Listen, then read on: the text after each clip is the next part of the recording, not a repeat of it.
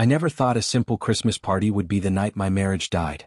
In just a few hours, I uncovered lies, betrayal, and a truth so painful, it changed my life forever. I jolted upright in bed, heart racing, and glanced over at the digital clock glowing faintly on the nightstand. It read 2:30 a.m. My t-shirt clung to me, drenched in sweat, just like every time that dream crept into my sleep. I turned toward my wife, Lauren, and saw she was still peacefully asleep, breathing softly. Relief washed over me. At least tonight, I hadn't thrashed around or muttered enough to wake her. That dream, it always hit the same way, though I could never quite figure out what triggered it. It wasn't just a nightmare, it was a hazy, twisted replay of something that happened over 2 years ago. In the dream, I was always back in my study, sitting stiffly at my desk. Spread out in front of me, a half-empty bottle of whiskey and an used glass and a cold, heavy .38 revolver. In the dream, I'd pour a drink, down the scotch in one rough gulp, not tasting it, not feeling the burn or any warmth. Then I'd pick up the gun, pop open the cylinder and count 6 rounds. Every chamber loaded. Every time, I'd mutter the same thing in a voice that didn't even sound like mine. It's full. No blanks. I want to kill them. All 3 of them. But if I do it, I'll end up in prison. No, I'll just turn the gun on myself. Curse them all. The exact words would shift a little from dream to dream, but the rage? That stayed the same. The good news, if you could even call it that, was that these dreams had finally started to loosen their grip on me. Back when it all first went down, I'd be haunted by them every single week, sometimes more. But now they only surfaced once every month or 2. Still, when I was caught inside one, it felt so real, so visceral, that waking up left me gasping, half believing I was still back in that nightmare. Truth is, though, the dream wasn't an exact reflection of reality. There had been a bottle of whiskey that night. But there was no study, I was slumped on the old couch in the living room. And as for the revolver? I don't even own a gun. The threats, the rage-fueled talk about killing? I don't remember saying anything like that. What really happened was simpler and sadder. I drank myself into oblivion and passed out. To make sense of how I got to that dark place, I have to rewind a few years, back before everything started unraveling. The year 2002, man, that was a rough one. It kicked off with Kathy and me fighting tooth and nail with the city inspectors over the house we were trying to build. They kept rejecting our permit applications, finding fault after fault in the blueprints. It wasn't until I finally hired an engineer to sign off and vouch that everything was up to code that we got the green light. But the headaches didn't stop there. Once we had the permit, we found ourselves in a whole new battle, this time with the contractor struggling to keep the construction on schedule. It was a drawn-out war of phone calls, site visits, and constant arguments, right up until we finally moved into our new place that August. Meanwhile, Kathy and I were grinding away in our careers, both of us swamped with work. By the way, my name's Jake Henderson, and March 6, 2002, marked 6 years of marriage for Kathy and me. Outside of the never-ending drama with the house, life had been pretty good, or so I thought. I'd been with Independent Investigations Corporation, or IC as we called it, out of Indianapolis for about 8 years by then. IC wasn't your run-of-the-mill private detective shop. We didn't trail cheating spouses or dig through trash. Our main gig was handling investigations for big insurance companies. Basically, we looked into claims that smelled fishy, tracked down stolen property, and did anything we could to help minimize the financial damage for our clients. In return, we took a percentage of whatever value we either recovered or saved them. It paid well, very well, and by that point I had built myself a comfortable career. I held the title of lead investigator, which meant I had the luxury of picking the cases I wanted and handing off the others to my team. Trust me, after a few years in the field, you learn to spot the headaches before they even land on your desk. It was a job that kept you sharp and always looking over your shoulder, but it was lucrative enough to keep me hooked. At 30 years old, I was just starting to notice a few strands of gray popping up in my thick, dark brown hair. Nothing too dramatic yet, but it was enough to remind me that time was marching on. People often said I carried myself with a certain confidence. I'd heard it all before, folks calling me good-looking, a catch, even joking that I was a suit wasted on a desk job. Not that I let it go to my head. I was just doing my best to keep things steady. Around that time, Kathy told me that her company, Beacon Industries, had made a big change. They decided to relocate some of their vice presidents to satellite offices across the country.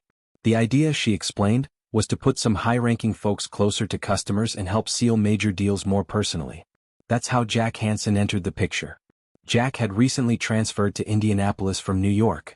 He was probably about 45, stood a solid 6 feet tall, and was in great shape, the kind of guy who clearly never skipped a workout. When I first met him, he came across as friendly enough, but there was something about him, a restless energy, almost like a wolf sizing up the herd. I made a mental note to keep an eye on that. One evening, Kathy and I were talking about starting a family. I suggested we stop waiting and just dive in, but she hesitated. "I think we should hold off a little longer," she said carefully. I asked her why, and that's when she dropped a name I wasn't expecting to hear. "Jack thinks it might be better to wait until next year," she said casually. "He told me I'm in line for a promotion and it could happen before the end of the year." I blinked at her, feeling a flash of irritation. "Jack," I repeated. "Since when are you on a first-name basis with one of the corporate VPs?" She brushed it off with a wave of her hand. "Things are pretty informal around the office," she said, like it was no big deal. But it was a big deal to me. "And why?" I asked, a little sharper than I intended. "Would you be discussing our plans for starting a family with him?"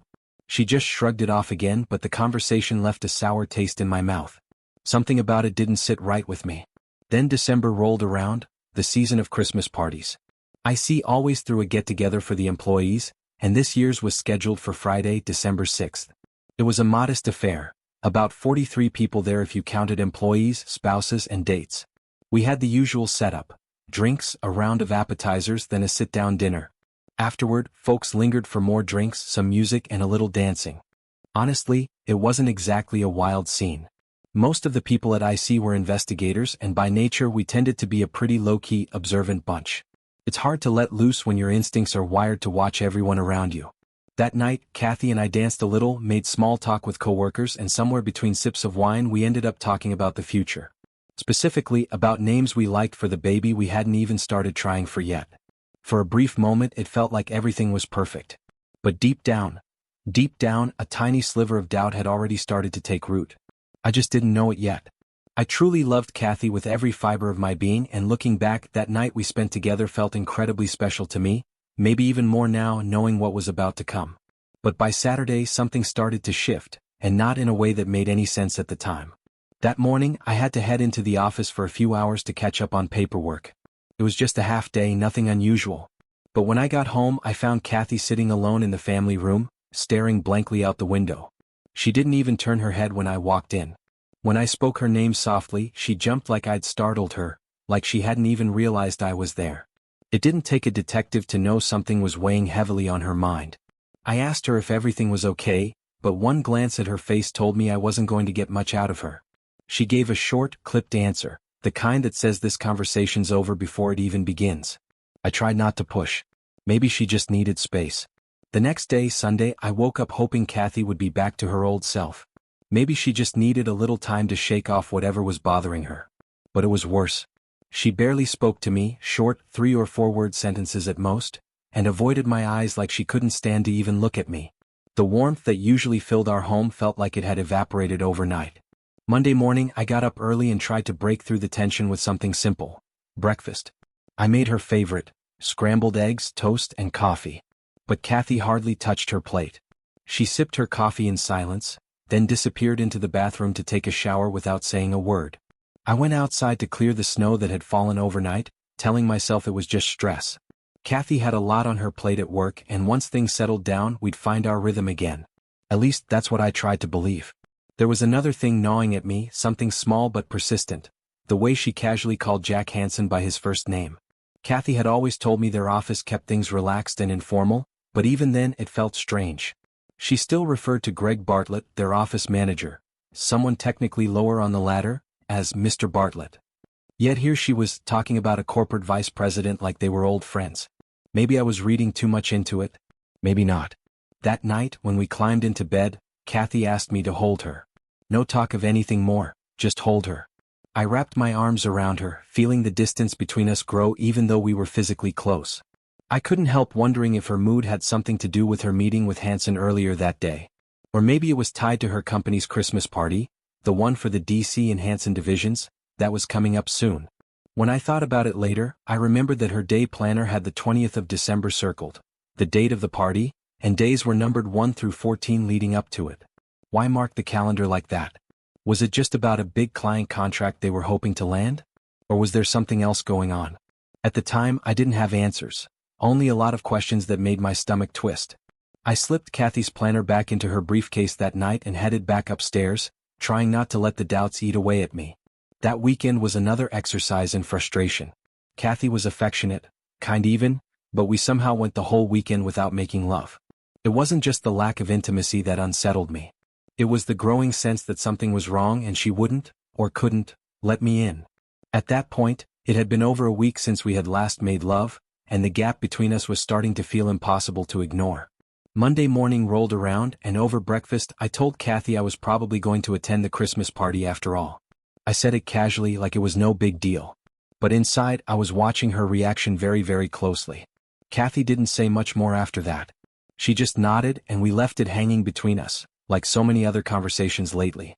Friday morning rolled around and it brought the break I desperately needed on one of my cases.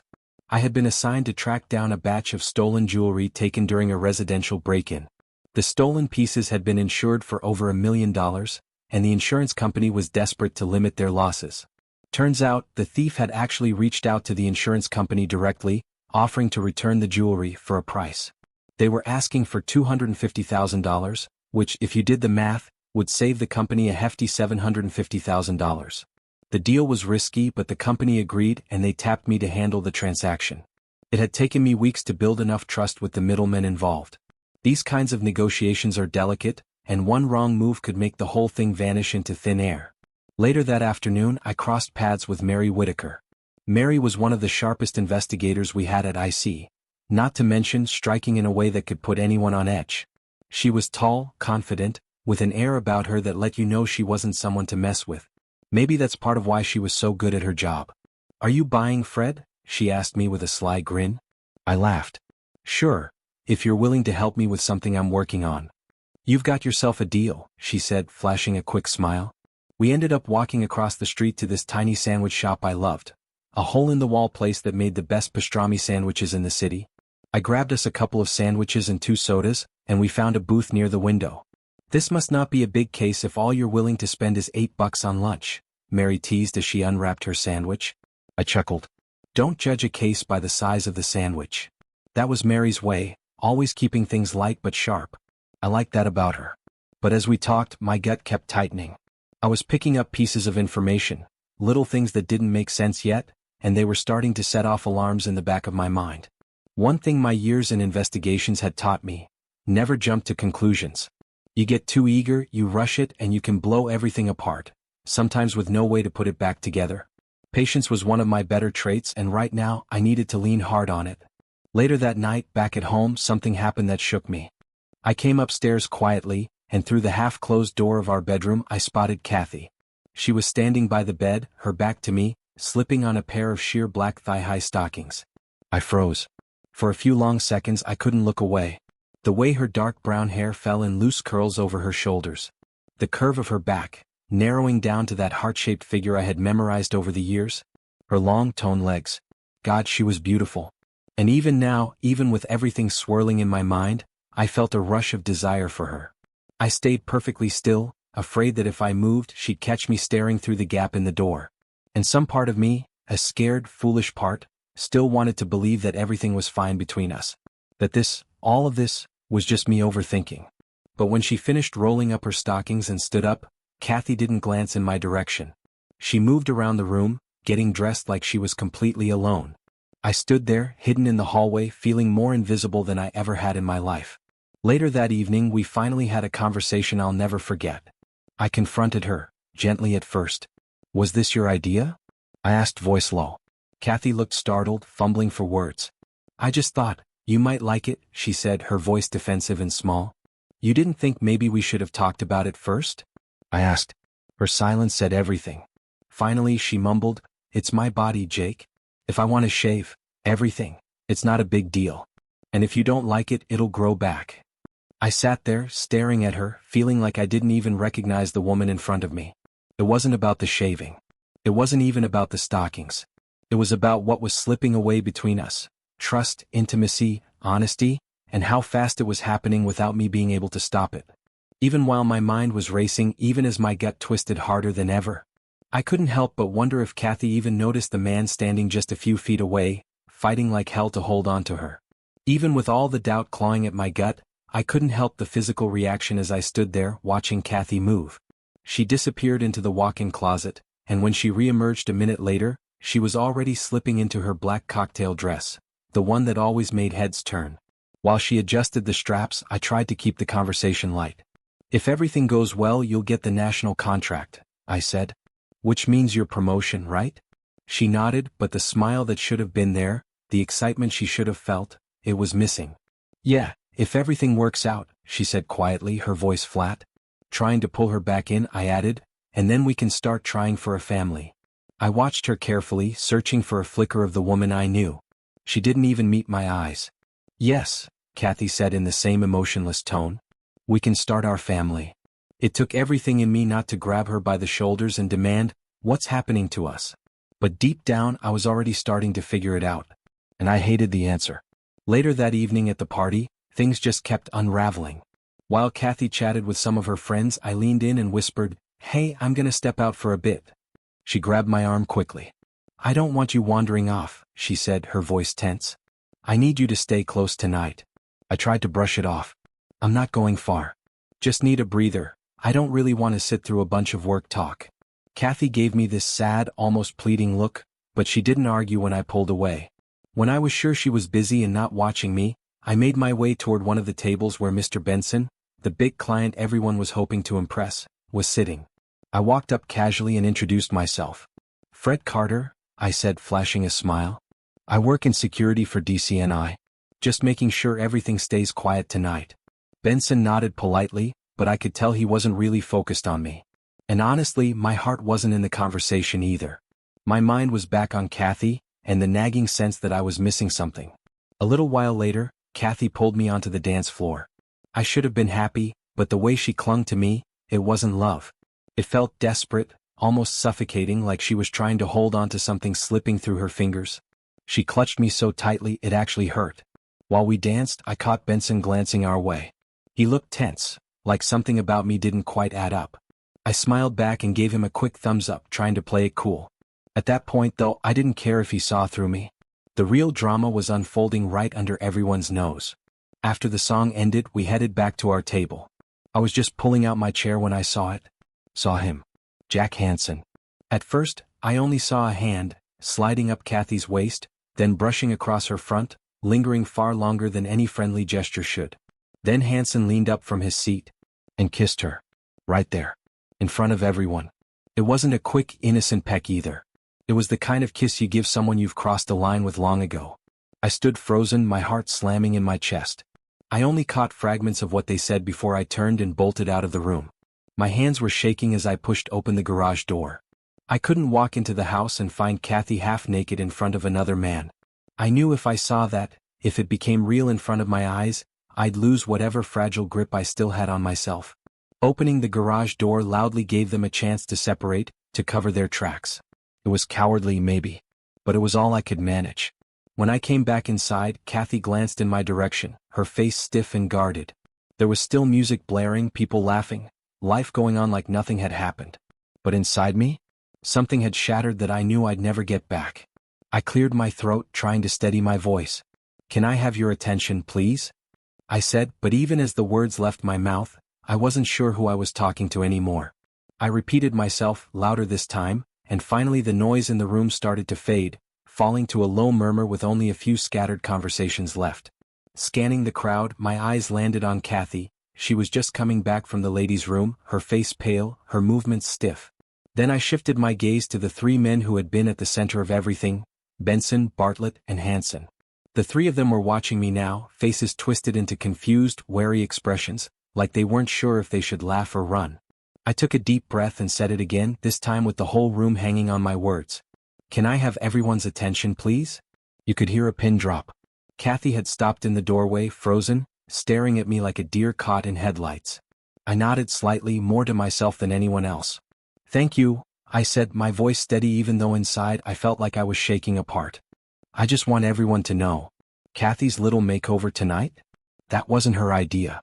She was doing it under orders, Jack Hansen's orders." A ripple of whispers moved through the room. I pressed on, feeling the anger boil up in my chest. Kathy was just in the restroom, and from what I gather, she shaved herself clean, Not because she wanted to, but because he told her to. There was an audible gasp. A few people even covered their mouths in shock.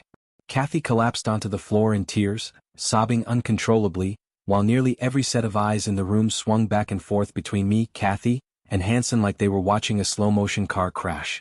Benson had already made himself scarce. No big surprise there. That left Bartlett and Hanson sitting there, red-faced and exposed. I wasn't done. And by the way, I added, my voice cutting through the stunned silence, along with my lawsuit, I'll be having a little chat with the SE. I have a feeling they'll be very interested in some of the business practices happening around here. I turned to walk out, my whole body thrumming with rage and adrenaline. That's when Hanson lunged forward and grabbed my arm. Hold on, he barked. I'm not through with you yet. I yanked my arm free so hard he almost stumbled backward. You touch me again, I said, my voice low and deadly, and you won't be walking out of here tonight. I could hear him behind me, cursing under his breath as I left the ballroom without another glance back. When I got home, I didn't even bother taking off my coat. I went straight to the liquor cabinet, yanked out a bottle of scotch and poured myself a heavy glass. The burn didn't even register. My mind was spinning with everything that had just happened. As much as I hated to admit it, I knew deep down that if Kathy wanted to explain herself, I owed her the chance to try. Not because I thought it would change anything. Not because I thought it would fix what was broken. But because if she didn't even try to explain, then I'd know, without a doubt, that there was no saving any of it. Still, I wasn't about to chase her for an explanation. If she wanted to talk, she'd have to come to me. The why, the reasons behind everything, would only matter if she still cared enough to fight for a second chance. And honestly, I wasn't holding my breath. The next morning, I found myself sitting in a sterile federal office lobby, waiting for someone I never thought I'd have to talk to, Special Agent Walker. The receptionist smiled politely. Have a seat, I'll let him know you're here. Barely 2 minutes later, Walker came strolling into the lobby to fetch me. Gone was the fancy Armani suit he'd worn the night before at the party. Today he was dressed down, blue Dockers, a plain white Oxford shirt, no tie. Still sharp but more approachable. Mr. Alpin, thanks for coming in, he said, shaking my hand firmly. Come on back. We've got a lot to talk about. I followed him down the hall, the weight of everything pressing down on me heavier with every step. I followed Special Agent Walker down a long hallway and into a small conference room tucked away at the back of the building. He motioned for me to take a seat and then offered me a cup of coffee, which I gratefully accepted. He poured 2 steaming cups, slid one across the table to me, and then sat down across from me, his expression serious. We made small talk for a minute, but it didn't take long for Walker to cut to the heart of it. At this point, he said, we realized that nobody from DC and I had actually met Mr. Benson face to face. I leaned in, curious where this was going. So, Walker continued, with his cooperation I assumed his identity. I started negotiating directly with Jack Hanson and Greg Bartlett, leading them to believe I was genuinely interested in their grand plans for a merger. He gave a small grim smile. And once they started salivating over the millions they thought they were about to rake in, I played my next card, hesitation. Acted like I was dragging my feet. Acted like I was interested, but not quite convinced. Walker paused for a beat, letting that sink in. I was baiting them, he said finally.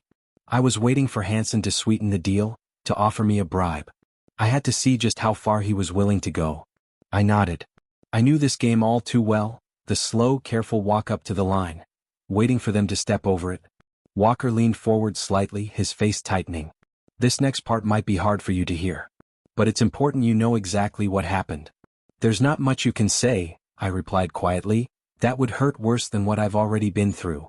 Walker gave a small, respectful nod and continued. A few days after our initial meeting, I met with Hanson again, he said. He asked if I'd thought more about his offer. I pressed him, asked him what he meant exactly. Walker's jaw tightened as he spoke the next words. He told me, flat out, that if I wanted the merger to go through, I needed to agree to a little arrangement.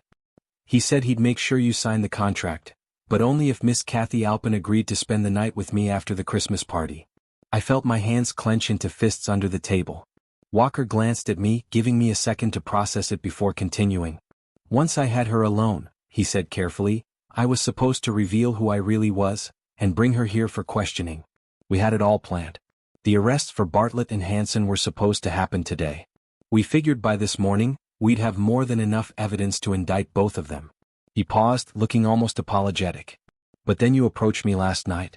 You introduced yourself as being with security. He smiled faintly, almost sheepishly. The truth is, I already knew who you were the second I saw you. The problem was, I was afraid you might know what was really going on. And if you got involved, it could have jeopardized the entire sting. I sat back in my chair, feeling like I'd been hit with a 2x4. All the pieces clicked into place. The tension in the room, Kathy's broken look, the dirty, twisted games Hansen had been playing behind the scenes.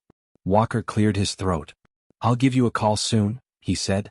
"That way you'll know when it's safe to tell Kathy about the FBI's involvement." He added that they might want me to come back in for a formal statement to get my side of the story on record. We shook hands and I left the building feeling like I was walking through a fog. When I got home, there was a message waiting for me. It was from Kathy. She had left a number to call, so I dialed it immediately. A woman answered. "Who should I say is calling?" she asked. "Tell her it's her husband," I said, my voice tight. A moment later, Kathy came on the line. Her voice sounded small, nervous, broken. We agreed to meet. When I pulled into the driveway, she was already waiting. Inside, we sat down across from each other in the family room, two people who once shared everything now feeling like strangers. I didn't sugarcoat it. "Do you want to just tell me everything?"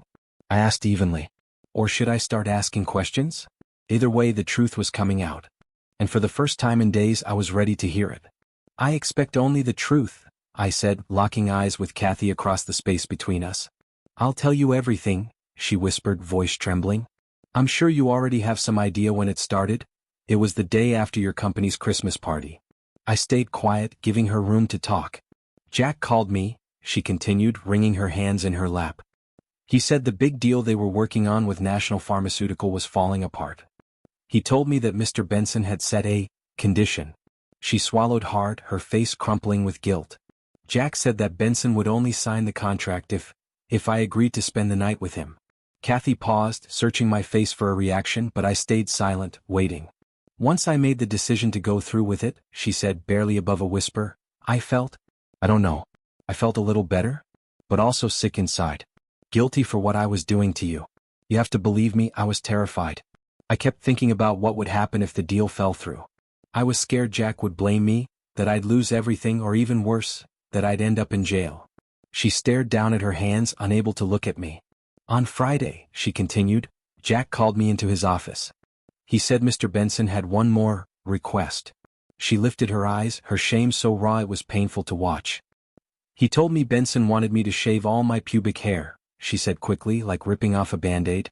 "I told Jack I couldn't do that. I said it felt wrong. But Jack said it was non-negotiable. If I didn't do it, Benson would walk away." The room felt so heavy I could hardly breathe. "And then," Kathy whispered, tears pooling in her eyes, "you ruined everything with your speech." I let out a hollow laugh, shaking my head. "So let me get this straight," I said bitterly. "I'm supposed to feel guilty for trying to stop my wife from sleeping with another man?" "That's not what I meant," she said quickly, panicked.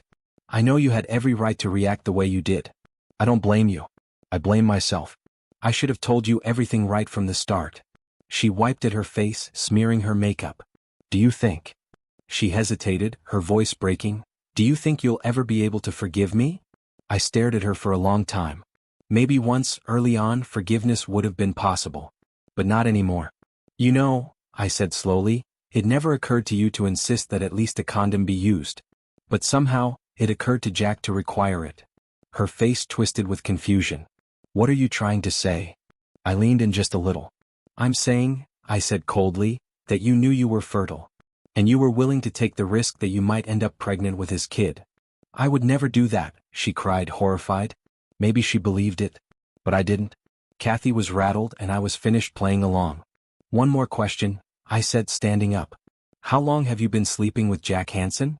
She gasped like I'd punched her. It was all she could choke out. "No more lies," I said, voice low and steady. "I know." At that, Kathy collapsed onto the carpet, sobbing uncontrollably, just like she had the night before at the party when everything had come crashing down. I stood there for a long moment looking at her, this broken, tearful stranger I used to love. But I didn't feel love anymore. Not even sorrow. Only disgust.